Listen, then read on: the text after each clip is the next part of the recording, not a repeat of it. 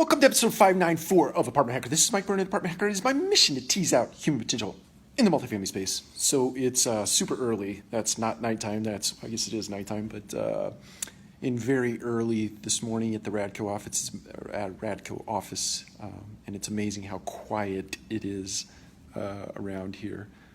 Quite different than the ruckus activity that goes on during the day.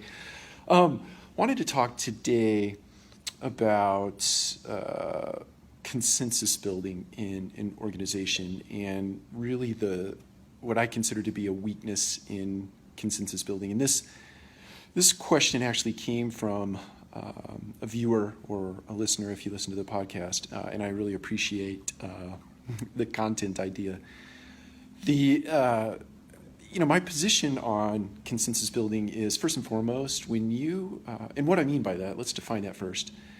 When you have an idea and you feel strongly or passionately or even emotionally invested in an idea, and you want to make it happen, you want to see it happen in an organization, you have this propensity to go around and build an alliance, right? Get consensus with people that you know will agree with you, either through the fact that you hold a superior position over them and or you just know that they see the position the same way that you do. The problem with consensus building, in my mind, is twofold. First, you undermine the trust in your culture because people see you going around and building consensus, and the consensus building activity that you participate in gets, whether it's someone that is in earshot or someone that armchair quarterbacks based on little tidbits of information that they hear and see, and it gets around.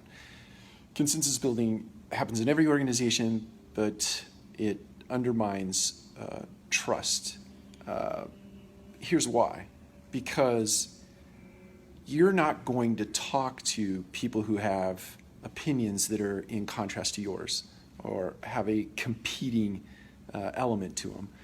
First and foremost, because it's hard work to bring someone around to your way of thinking, and or you put your idea at risk of not being followed through with. So your thought process is, if I build enough of a consensus, I get momentum, I get inertia, and my idea will happen, and those people don't matter that would otherwise critique my idea or be adverse to it.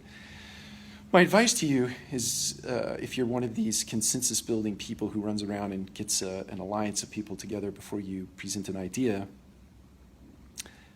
is stop doing that. Just be real, be transparent, put your idea out on the table, put your idea at risk, because it becomes better because of those interactions with people who are adverse to it, or maybe have an altering opinion.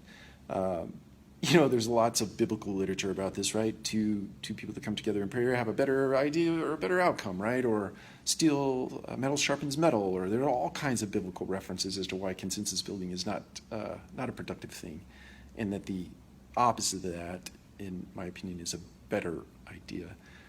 Harder, it's hard work, real hard work, but it's worth it to go through the effort. Take care. We'll talk to you again soon.